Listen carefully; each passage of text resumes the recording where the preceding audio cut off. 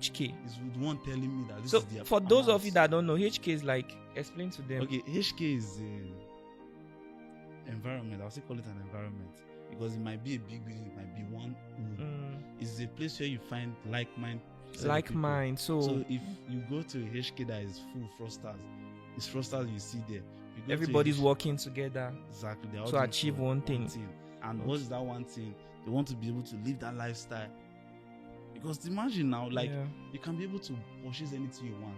I get it. I completely understand. So that's the people you find around HK. So my boss was not telling me this is the amount I was making and this was how much that is my share, that you are the one receiving the bigger amount. Now, where this line now all makes sense, because like I said earlier on, there's always the format and there's always the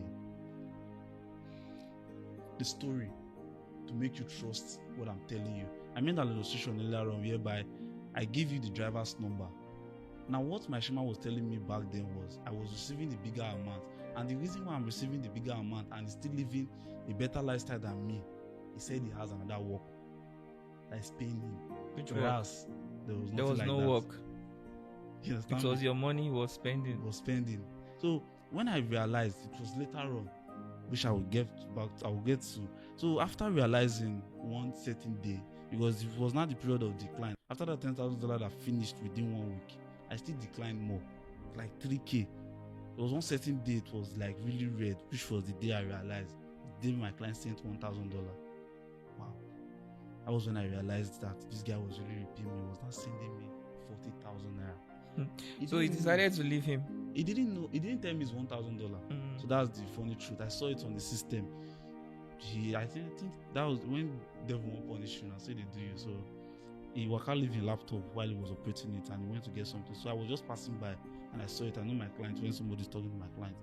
So I saw it there. I just passed by. So a few minutes later, because the client already told him that, oh, okay, I'll send $1,000. So I saw the message.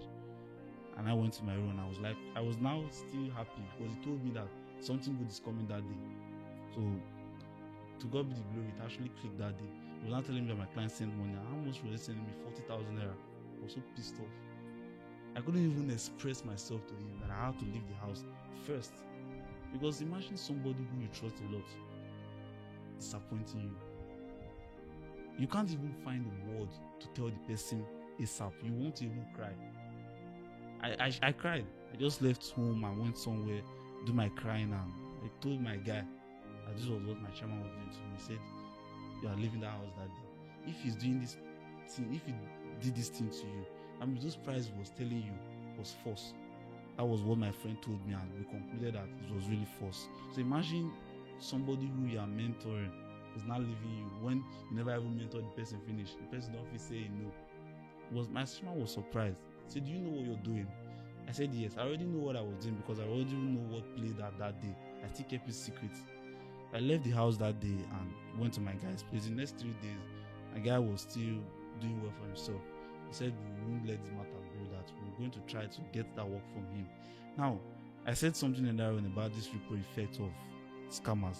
When you do one bad thing, you want to do the next bad thing. Me and my friend connived that we need to get this work out of his hand and make sure that whatever it is he's doing with that work, I'm seeing it. Because mind you, I didn't say this earlier on, I wasn't seeing how he was building the work. He was doing it in one particular place where I don't have access to. So we concluded that we were going to take it from that place and put it in somewhere that I could be able to see how he's starting the work and he's also seeing it. I was all concluded. We went to my shaman's place. My shaman denied it flat. I know he was going to because he didn't know I knew. So I went there with me, like my friend, my elder sister's boyfriend, and one army man. So we prepared for everything, both the arguments, person we know how much exact dollar be. Bring the work come outside, we check everything. Those are the people I carried. And also somebody who could stand for problem in case they want to harass me. That was how we carried an army man. So we went there and the whole thing was not resolved because at the end of the day we came into a conclusion that okay, he was going to try to do it within 1 week and he's going to shout the client. And there was something he used to hold me. I think people say this a lot when you have a relationship and you broke up, you went back to your ex. That was what happened with me and my shaman. So we already have that bond. our relationship right from childhood. So he messaged me and was like, how we don't take clothes together? I go reason or something like that. Say, even to see him fuck up, say me he apologize, say make I lock up the matter, move the package, go with the package before. So that was what he told me, and I just buy the idea. Me, stupid boy. So within like another 1 month, he told me that the work has gone. I believed. What does he mean by the work has gone? That the work don't buzz. The work has known that he's been talking to a scammer. I believe. So now I was now in the streets with my guy, because when you was squatting with somebody, my guy, there's some things you see when you have money, and there's some other things you see when you don't have money, because you're not bringing anything to the table. You don't live the kind of lifestyle you're living before, so you have to do some certain things that you've not been doing. Let's say, for instance, somebody really make money before. I think there's this guy who creates content about the real lifestyle of HK. You know how this is Kuban like this, about when new taker take money, if he send taker or senior boy for office may go do something for him. That was the reality. That was, even when I went to my guys' house, I was still doing alright for myself. So whoever I saw there, I could send that person message. So after doing that for a while, I went broke, and I made the condescending message. The thing was not bothering me. So after for a while, and I went back to my shaman again. I say, this thing not they make sense for me. What thing they really they happen? They show me where the work the boss. We now had another issue again. Show me where the work the boss. You know, show me. I went back to people that first of all took me there the first time. They said they weren't going back again, because if I could make fool them once like this, they weren't following me there again. So I'm now being disappointed by the person I really trust, and also those that I trusted with money. Let's say they were just like with them based on what I was doing for them, and I lost their trust. I lost the person who I trusted even before I had money. So I was now in the point of depression. So this was around 1920. Like I was now entering 20 years old. So I was already 19, going to 20 years old. So within that 1920 was when the work burst. I fell into depression, and I had to start all over again. So after falling into depression, go back to the depression stage, I had to really sit back now and think about the lifestyle that I was living, what I don't be doing before, because like I said, that point will always come back again where you reanalyze your life one more time. So I was no longer in my shaman's house. I was now reanalyzing everything that I was doing while I was with him. So I now realized the point I fucked up, all the things that I was doing, carry women that I wasn't supposed to carry, going to lodge in hotel that I wasn't supposed to go, because I thought I could afford it, when at first I was supposed to get investments in place, which I did, because after making about 4.5 million naira, I already bought land, already was starting the house. Because back then, I saw the money to buy that Corolla my guy bought, because the Corolla back then was 3 million naira. I saw the money. I didn't just want to buy it because my shaman gave me the plain advice that he had made this mistake before. So like I said earlier, my shaman was my mentor. So he was the one giving me advice. So after reanalyzing everything, that depression stage, reanalyzing everything that I did wrong, I just had to pick myself out of it. And how was I able to do that? Through smoking. So I got more addicted to it again, taking like 7 to 8 tie of smoke a day. Not like Benson, like Igbo, 8 tie a day, smoke and burn and finish. Like I was now more into it because I was not with myself mentally, and I was now into it more. And after within 6 months or 6-8 months, I found God. Now there's always this point in every man's life where you think that this thing you've been doing before, so there was an easy route. You're just stressing yourself by using weed to solve your mental problem. God was there. I found God. I started going to church and listening to the word of God, being grateful for the little things that I still have, even after losing a lot.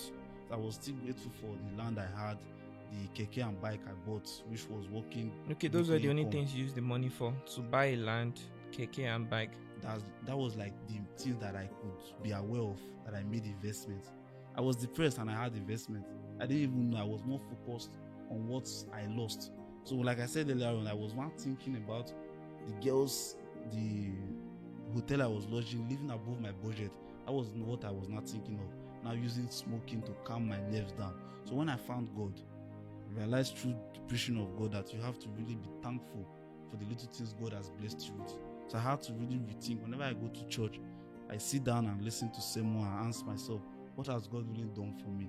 So that was when I was now listing them, itemizing them, and I realized that I still have keke, I still have bike, I still have a land. I not build from there. I was now being more grateful, going to church more. I was still smoking though, so I was now more limiting it little by little. So instead of me taking 8 a day, I was now reducing it to like 4, 3, 2, and there was this particular day where it hits me to stop. Now before it hits me to stop, I was already down with my bike. The bike has, because when you give somebody to balance bike, within 6 months, bike money is complete. Then keke within 1 year, it has complete. So that the year the keke stopped, within 3 months, I got robbed. My iPhone 11 Pro Max, my laptop was all stolen from me in my guy's house, and I had to sell my land to get money to buy a new phone, a new laptop, and go into forex trading. So after agents and settling people that helped me to sell the land, I was now left with 800, 900, and I was now back to square zero. Now I've been saying all these things, I haven't involved my family yet. Let me bring them into this whole picture, where they were when I was making all this money. At first, my mom didn't support all this. She wasn't like, this money you're making is like, find something else to do. So that was when I started doing trading and learning forex trading, because around making millions, like 3-4 million, I was not getting to realize a different world, because I now left my hometown and I went to ball in different places, and I was not seeing people that were living similar lifestyle like mine. They were into fraud. I had to do my research again. It was like I did the first time. I realized that these guys were doing fraud. I did it again. I realized they were doing trading.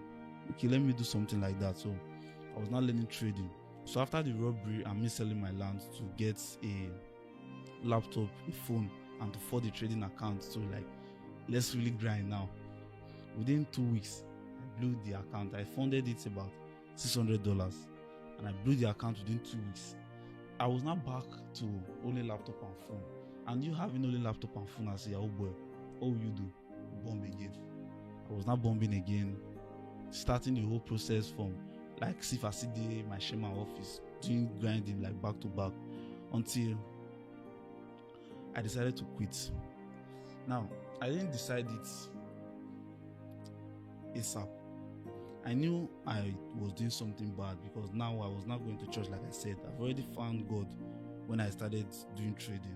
So finding God taught me about gratitude, taught me about karma. So it was always resounding with me that this thing you're doing, this person or whoever you want to do again, if it was you, how will you feel?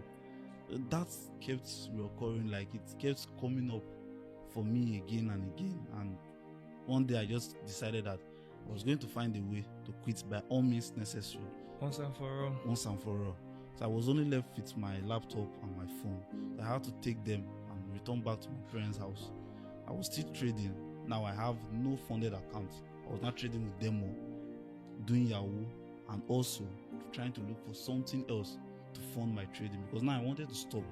Because the first actionable step I did was leaving my guy's place to go back to my parents' house, because now I'm no longer surrounded with people who are doing fraud. I'm not surrounded with people who do way different things, so I don't have that urge again to do Yahoo. So I was now with my parents. The first month, second month, third month, I was still doing fraud. So it was around the second month, dive back again, second month of me leaving my parents' house and still doing Yahoo, was then I now found content creation. So around that second month, I started documenting my journey, trying to create content about what I was now doing. Because I was now doing fitness, I was now doing trading, I was now trying to get my mental health stable, because I already quit fraud and smoking after coming to my parents' house. Because now I'm not in my parents' house, I can't be doing the lifestyle I was living while I was in my guy's house, in my parents' house. They won't allow it. They won't allow me smoke in their parlor. Yeah. I was now going to cartel, seeing people around the cartel, seeing their life they were living. I said, nah, this wasn't the life I was going to live. So I had to first of all stop smoking, and the next thing I stopped was fraud. So the day I decided to stop fraud was when I started realizing that, man, content creation had money. That if I really focus on this thing, there's a possibility that I could make enough money to fund my trading journey. So I decided to stop a particular day. And when this thing actually made sense for me to really stop fraud was when I started seeing people trying to support my journey. Because at first I didn't come out as a fraudster, so that was how it was very easy for me to do fraud and do content creation. I didn't come out and say I was into fraud. People were not knowing me that this was where I was now. I was creating content low key for like 6 months without them knowing what I was doing backstage. So one day, after 3 months of quitting fraud totally and getting the pressure from my guy that, the bomb again, how you wanted the package, if you see that this content creation won't give you money. So when I got my first viral video, people were now like reaching out to me, seeing that I remind them of their past self. So you're now like, okay, they were not supporting my journey. I think the phone I used to create content until like last year was bought for me from content creation through a person, a fan who wanted to support my journey. So when he bought me the phone, I was like, I wasn't doing fraud again. Like, there was no way I'm going to introduce fraud into this phone they've got me. So that was when I really like stopped fully. I deleted all my accounts, deleted all my Gmail, refreshed my iCloud, make sure that I don't even get tempted to be so, okay, I just enter this my account, my bomb. Because once you get tempted to bomb, somebody reply you reply the person, the conversation starts again. The sequence follows up like that. So I didn't even give myself the opportunity to be tempted like that. So I had to control it by deleting every single thing and starting all over again with content creation. So once again, I still had that habit of spending anyhow. It's still there. So I had to really get myself to experience it one more time with another source of income. Because after buying that phone, I still have some money left. What did I use it for? Which I didn't just still know up to now. You understand me? So after making that mistake 2 times, was then I like, man, if you really continue like this, you fuck your life up. So I started getting to do something else in addition to what I was already doing. What was I already doing? I was creating content. Now I wasn't making money for my content. I was making money from supporters. So if I depend on people, it won't favor me long term. So I need to find a business to build out of it. That was when I decided to start a media business, like after about 6 months plus of creating content consistently. So when I started it, I was still getting that views, that attention for a while.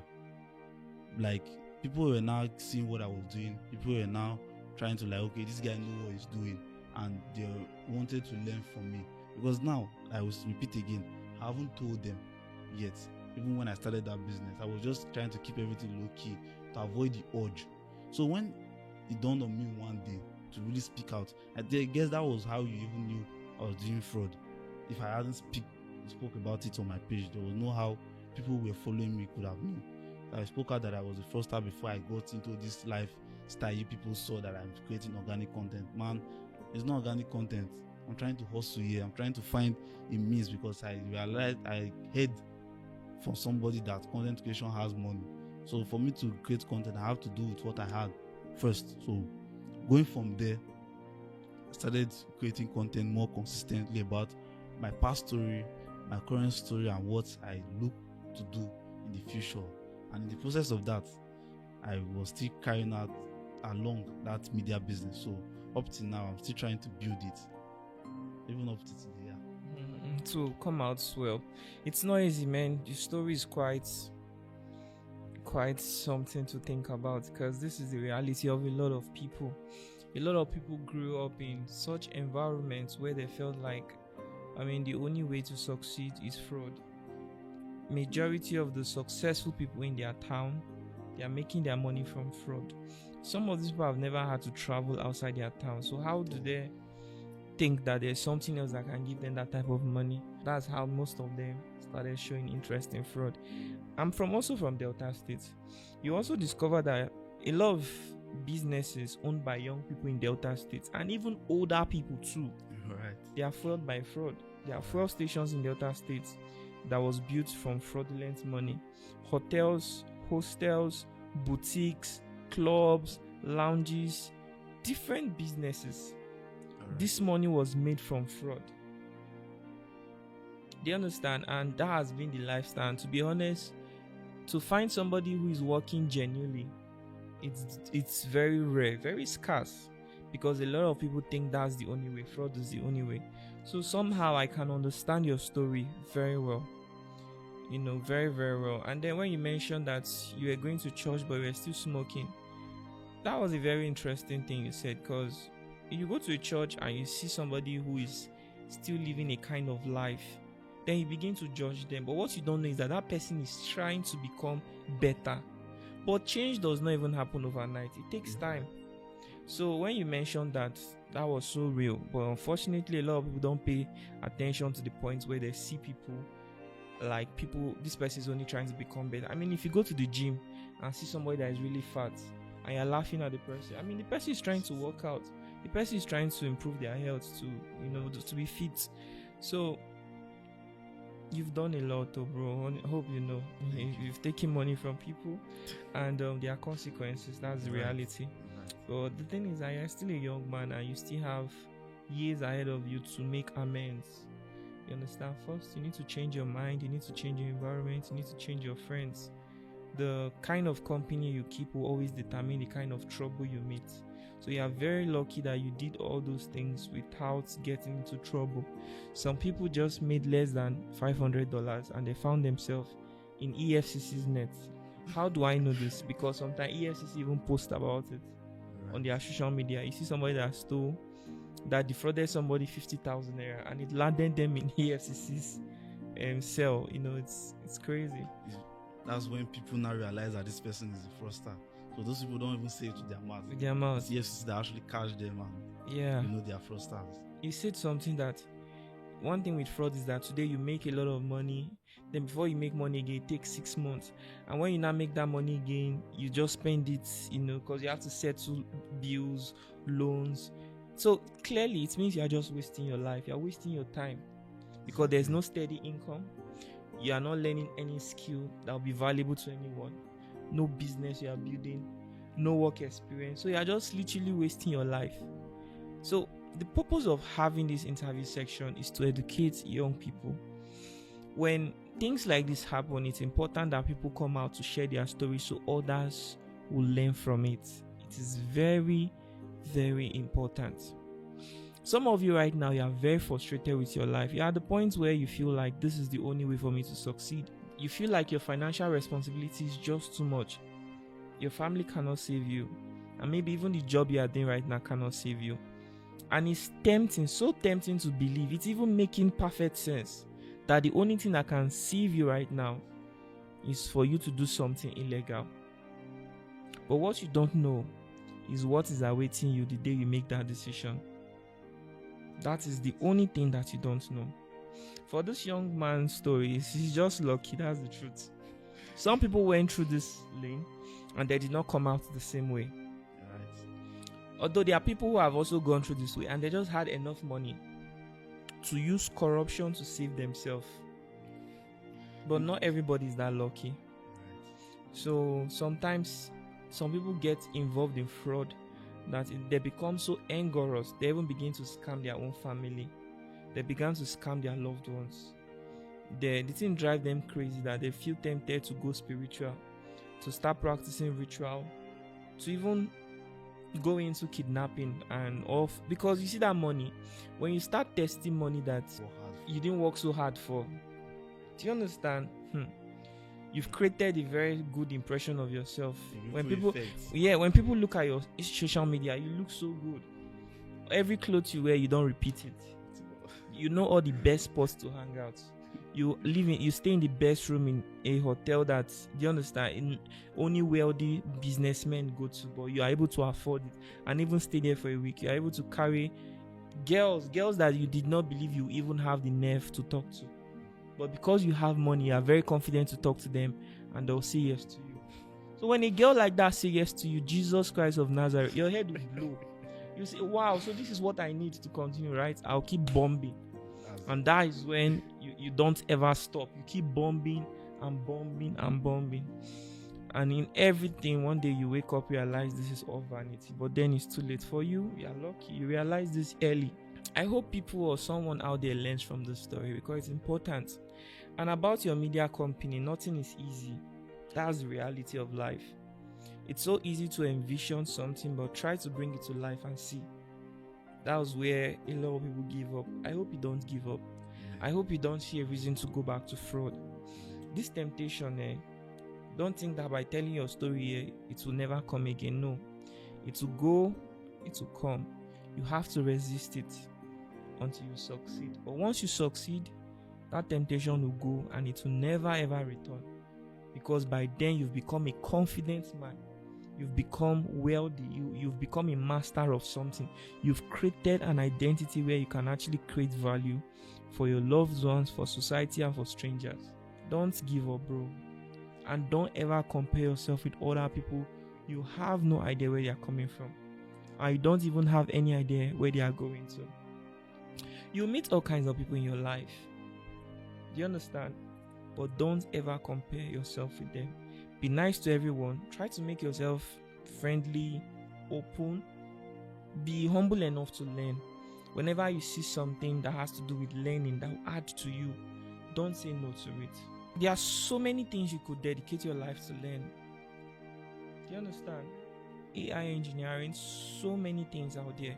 Most important thing is build skill, be competent, learn communication. These things are very important too. I'm telling you, very, very important. So in every possible way you can learn something. Do not think you are too old enough to learn anything.